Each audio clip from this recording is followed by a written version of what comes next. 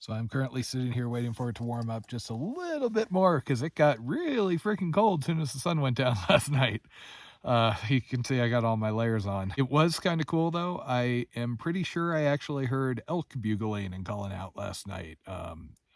Previously, that's pretty much always been hunters. I thought I heard that going up the trail last night. Got all excited, turned everything off. I was listening. It was just yet another hunter. I also had something, I don't know what it was. It was big and it had hooves, and it walked by middle of the night or early morning in the dark and was making almost what I describe as like frog noises. I don't know what it was, but yeah. And there's been a lot of animals moving around this morning. None that I could get on camera, unfortunately. The shorter amount of daylight and colder weather, which delays me in the morning because I'm a wimp, is cutting into my hiking time noticeably at this point. I do still need to keep into the 20s though. Today is going to be a little rough though, because not only am I going to be doing a lot of climbing, I go back up to 12. Right around 21 miles, there is a 13,000 foot peak to go over. And late in the day, that's when the weather tends to change. So we'll see if I can make it up and over that. If not, I'll hopefully be able to make up time on the other side. It seems like the way it works out here is you'll leave town or something, you'll go through an easier area, cow fields, whatever. Then you get into the remote mountains, that's rough, and then you'll come out the other side back into your, cow fields, flats, etc. And those are the times when I can, make better miles. I am a little worried about having enough fuel on this stretch, so no extra cups of coffee. I am here editing videos because ironically, I always come out of town with a backlog of video editing to do. Whenever I'm in town, I'm always so busy trying to, plan ahead and catch up on things when I have reliable internet and power that I come out and I've got like 2 days and I have to do a whole bunch of voiceovers, things like that. I really need to try and set up where the sun hits me a little earlier. Otherwise, like this, I end up not getting going till 9 a.m. and that's really bad as far as me making the miles I need to. Yesterday I was feeling pretty good and encouraged, and then I ran through the numbers right before I got out of the tent, and I still got the better part of a month in Colorado. There's still a lot to do in these high altitude sections. There's a lot more that can go wrong as far as weather can roll in and I can not be able to hike my full miles, or I could end up in something bad enough. I just have to hunker for the day in my tent. Just gotta take it one day, one food carry at a time. Right now, my goal is to get to Breckenridge in 5 more days or so. And that is my entire existence. There are gonna be some big peaks out here. In a couple of days, I think I go over Grays, which is the high point of the trail. If the weather is bad, I'm not going to screw around and delay. Just do that probably. Peaks are something I do when I'm off trail. So anything like that, I'm more likely to come back and do. But hopefully. It is warming up fast out here. Also, I think part of my good mood was I ended up within multiple hotels within a week. Horrible for my progress, especially that steamboat 0 I had to take because I was sick, but it does make you feel a little better having showers and everything, especially getting to soak in that tub in Grand Lake really helped. My knee has been feeling much better since coming out of there. I'm also kind of struggling with my left Achilles here. I try and stretch it out in the morning. Last 2 trips I had issues with it a lot earlier though. It's just I think it's one of those things, combination of not being as flexible, just how I'm built, and getting older. I don't know where Moon and Bodega ended up because last I saw them was actually before Monarch Lake yesterday. However, I kind of always assume that people are managing to get moving earlier than me and therefore getting more miles in than me. Winter Park is in about 35 miles, and I know I've heard multiple people talking about stopping there. So I may get the jump on a few people just because of that. The other thing I know about Colorado is at some point the CDT is basically the same route as the Colorado Trail for a couple hundred miles. And I have heard that the trail is just pristine through that section. Not that this has been bad or anything, but big climbs in altitude are a lot easier to take if it's actually, properly switched back and you don't have these giant mule steps up or down. Now, when I'm talking napkin math and how long I have left in Colorado, basically I have a Google spreadsheet similar to the one that I've since shared for my ECT and PCT hikes. And I use that to keep track of where I camp every night and what my daily mileage is. And also, like around Grand Lake where I had to exit the red line for a little while, I have a modifier column so I can keep track of my actual mileage, which is a real pain to figure out, but I'm a geek, what do you want? But basically I have a goal column, and my general napkin math has been, if I touch a town, hopefully 15, other days, assume 25, because that lets me still get ahead of it. Now, my actual preferred daily goal is 25, but 22 seems to be a good mix of, if something minor goes wrong, I can still hit it, and I can exceed it sometimes, because there's nothing worse than setting a goal and just seeing yourself further and further behind every day. It just feels awful. And I call it a napkin math estimate for a reason. If I slip one way or another, it's not that big a deal. I just need to have a general idea of like when my parents are going to come meet me at Monarch Pass, which as of today, I'm guessing probably last day of the month, which would put me getting back on trail after that on the 1st of October. And that's kind of around where that whole San Juan loop starts. And as far as San Juan loop, my current thinking / goal is, if at all possible, I'm going to do it. If it's just cold, etc., if there's minor snow, I can deal with all that. If we end up with an early dumping and it's just not viable, or I judge it as, not safe considering the type of hike I'm doing, or if my daily mileage would be down, if you've got snowshoes, you're doing like 6 or 8 miles a day, then I'll pick whichever of the other routes makes the most sense. A lot of people around me have been talking about the Creed cutoff, because that basically does kind of more of a straight line and saves you having to go way out to the west. I have got some encouraging notes from some locals saying, there's every likelihood that I should be okay due to drier winters, later winters, yay climate change. Except for all my friends on the PCT, boo climate change. But I am actually planning out the food carries and things to get me through the San Juans right now.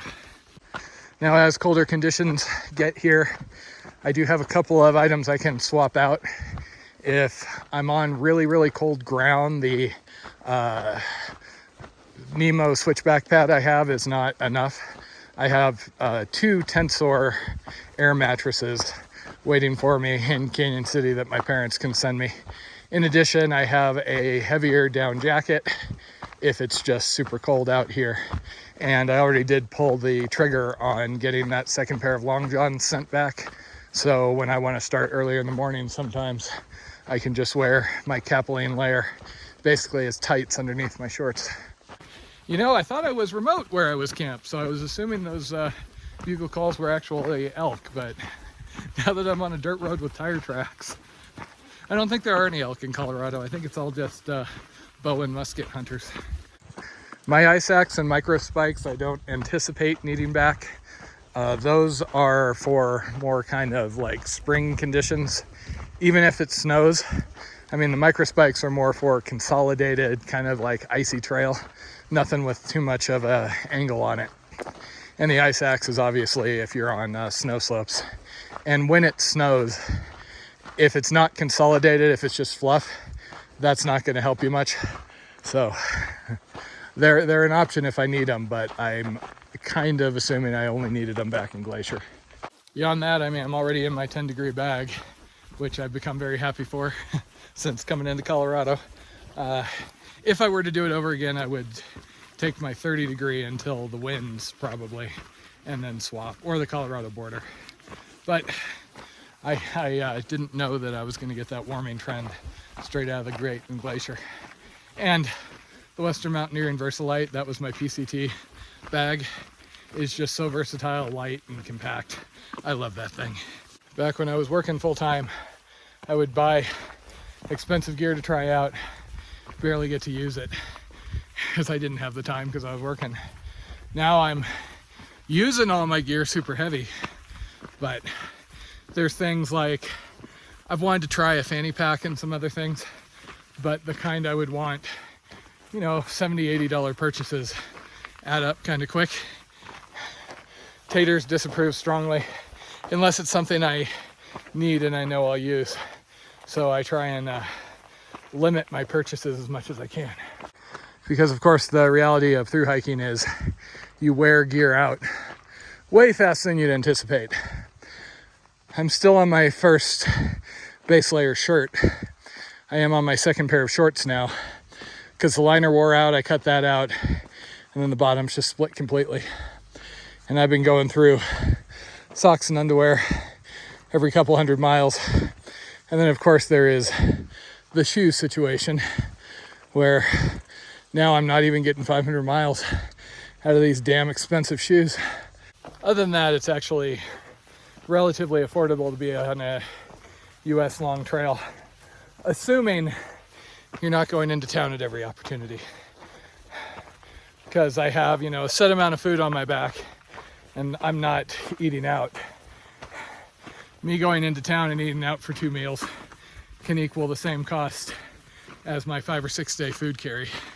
Not to mention my willpower when it comes to a $5 or an $8 or a $10, you know, draft beer is so much weaker when I go into town. And 9:45, I am back in my base layers. I saw there was an outhouse in just 2 miles, so special treat rather than freezing my butt over a cat hole at pre-dawn. Well, looks like cruisers still in the general vicinity. Hey, front country accommodations. So in 2020, there was a horrendous blowdown event in here. Reading the old comments about what people had to go through to try and get through was eye-opening. But fortunately, this late in the season, trail crews have been out. So things like what happened in the Bob tend to be more early season. This is why if you do the Florida Trail, south to north is better than north to south.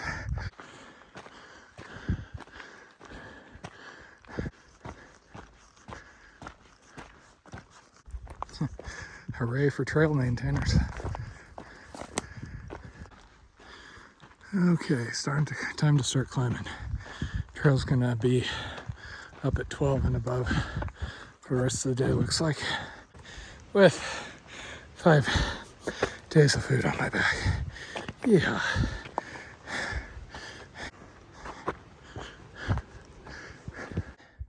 You know, sometimes you find things sitting by the trail and think, there's got to be a story behind that. This is kind of frustrating. It is 2:45 and I've only done a little over 10 miles. But just all the up today. That is the problem with trying to do these estimates.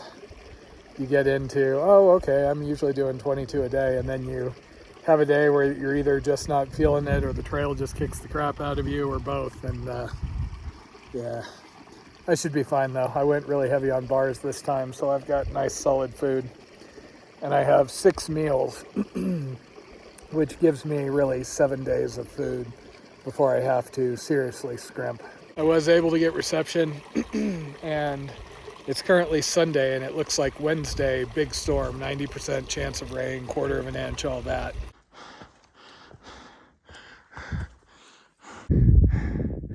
Yeah. And cross country-ish, 12K.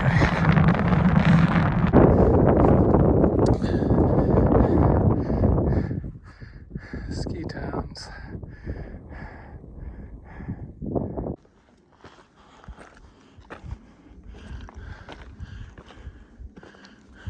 And here's the taters moment of the day. I found a pica. Brave little guy. You can hear a bunch of them out here, but they're usually kind of shy.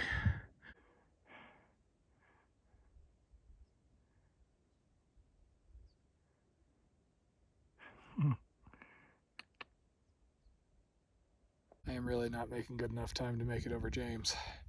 At this point, I'm starting to get worried because I may have to hop off the ridge to find a place to camp. Looks like it's going to be pretty exposed.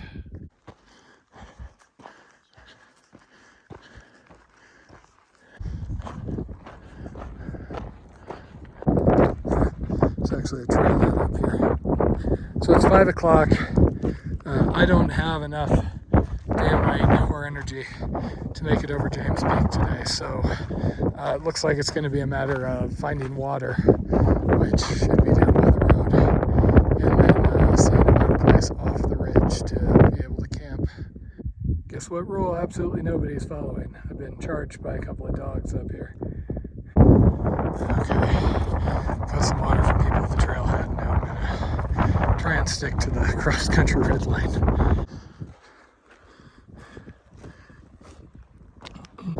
I may regret not doing the road walk. Any camps are kind of far off here. Nice views though. So this is my 13er. Okay, I'm about to lose the sun, so new plan. I'm actually going to go down the opposite side. I see some trees and that might give me internet while I'm at camp, which is useful because it looks like there's going to be snow coming in the day I was going over Grays. Well, I dropped down hoping to find something in the tree line, but so far I haven't had much luck. Okay, I had to drop down a lot further than I thought, but I've got a flat enough space where I can set up my tent. And once again, I can always find something that works with this tent. Home sweet home for the night.